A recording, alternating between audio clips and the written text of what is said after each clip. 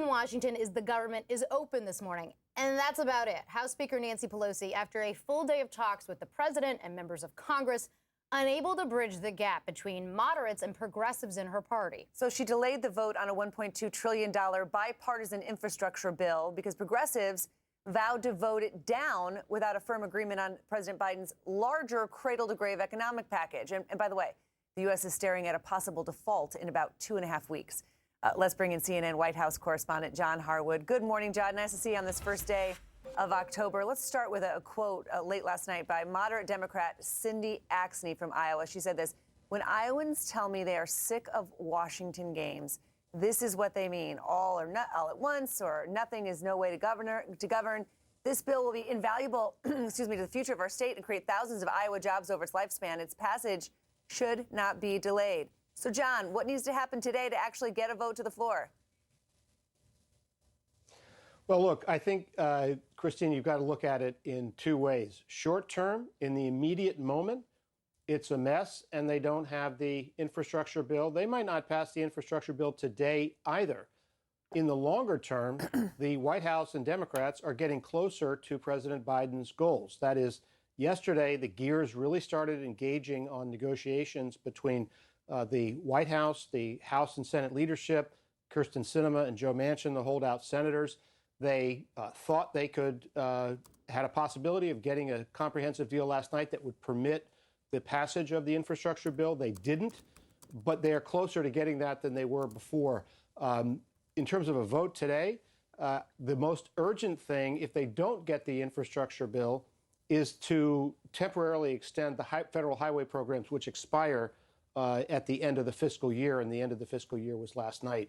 So you may see another punt, another short-term passage, kind of like the continuing resolution that kept the government from shutting down. They'll keep the highway program from shutting down, and they'll continue negotiations, which may stretch over a matter of days, maybe even a couple of weeks, but they do think they're closer to the goal line.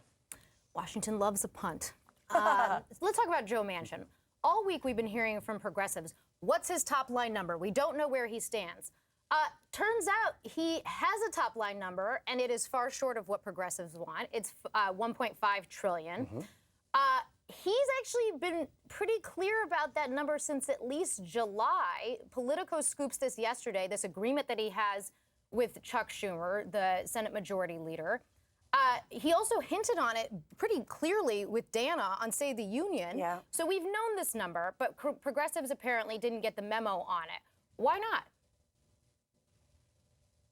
Well, because it's one thing to say, have a number and say, that's my top line number. It's another thing to actually begin to seriously negotiate. You also had another senator in Kyrsten Sinema who was not quite as forthcoming as Joe Manchin. Yes, that whole $1.5 trillion number has been out there. We didn't know until yesterday, and it was made public in the scoop that you mentioned by Politico, the amount of detail surrounding what Joe Manchin had laid out and Chuck Schumer had initialed that piece of paper. But now is when we really find out where that package is going to end up. I suspect it's not going to be 1.5. It'll be higher than that. I think the expectation among leaders in Congress and the White House is it'll be somewhere between $2 and $2.5 trillion. That will be a compromise. Progressives will not be happy at that level, but they may be happy enough. The strategy of the House leadership in this situation and the White House is to negotiate to a point at which Joe Biden and Nancy Pelosi, can say to those progressives, this is it. This is the best we can do. It's either going to be 2.2 or 2.4 or 2.1 or nothing. Take it or leave it. And the progressives, in their calculation, are going to take it, and that will be the second part of Biden's agenda, and then they'll pass the infrastructure bill as well. Well, the problem is the progressives feel like they've already compromised, right? They've come down from, what was it, 6 or 7, so they feel like 1.5 is not even a beginning of negotiation. You know, unless the progressive Democrats are steadfast. It's still a lot of money, though. Yeah, it's a huge amount of money. I know. They say this is about the president's agenda. Listen.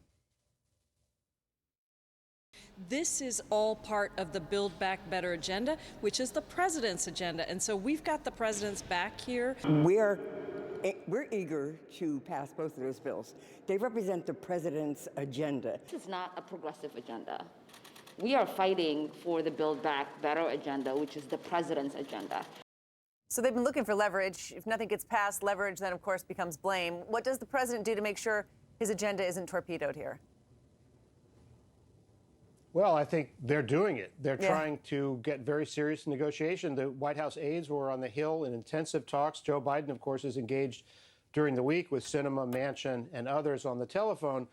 So I think they're getting closer. This is an interesting, guys, transition moment in Democratic politics because those progressives are correct. They are standing up for what Joe Biden laid out. And it's a little bit hard for people to get their minds around because you think, well, Joe Biden was the moderate Democrat. He was more moderate than the rest of the Democratic field in 2020, and he won the election. So people presume that his heart is closer to those moderates. However, he has laid down the agenda that the progressives are standing up for, which reflects the power of their influence within the Democratic Party. So you have to marry the moderate temperament and sensibility that Joe Biden brings to this with the actual policy proposals he's laid on the table. And that's where the compromise is going to come. Which is why I think some progressives feel a little bit frustrated that he hasn't been more publicly aggressive about supporting their position. There's so much going on today. We actually get a bonus question for you, John. So lost in all of this debate over infrastructure is the debt ceiling. Frankly, much more time pressing than infrastructure's sort of self-imposed deadlines. White House Press Secretary Jen Psaki addressed this yesterday. Listen to this. Republicans are playing politics with an economic catastrophe, and they're treating a calamity for working families like a DC game. There are huge impacts here. You touched on the fact, but let me give the public a little sense of that. An instant recession, 6 million jobs lost, 15 trillion in savings wiped out, Social Security checks and payments to our troops blocked. Those are real impacts. Republicans in Congress are treating this like a game. Leader Schumer insists the GOP will come to its senses. Optimistic as this October 18th deadline reaches closer. But one senior GOP aide, John, is telling CNN Republicans could hold out, quote, longer than Biden and the Democrats. That's for sure. Do you think it's true? Probably. Yeah. Look, Biden and the Democrats are the governing party. They're in charge. This is a true game of chicken where if the two cars collide, the world economy blows up. Yeah. And it is true that Republicans are playing political games, trying to extract a political pound of flesh from Democrats.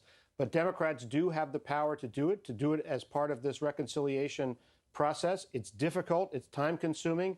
But if you're the president of the United States and you're trying to avoid what would be catastrophic for the economy on your watch and on everybody else's watch, the path of least resistance may be to go ahead and do it on your own through the mechanism of reconciliation. Don't know that that's going to happen. And we did get a little blink from Mitch McConnell earlier in the week when he said, well, I'll make the reconciliation path easier. That was an accommodation that McConnell was offering. Will that be the last accommodation he offers? You know, that's something that Joe Biden and Chuck Schumer are going to have to make a decision about. But I suspect that they will end up deciding to do it through reconciliation. And the debt limit will get raised. The question is, how much of a white-knuckle time for markets and for political leaders is it going to be? When I start reading all these stories about trillion-dollar coins being printed to get out of this problem, I always know we're in silly season, dangerous silly season in Washington. And here we are again. You know, how can we get out of this mess? Yep. You get out of this mess by, Congress raising the debt limit. Thanks, John. John Harwood, nice to see you. Thanks. Right.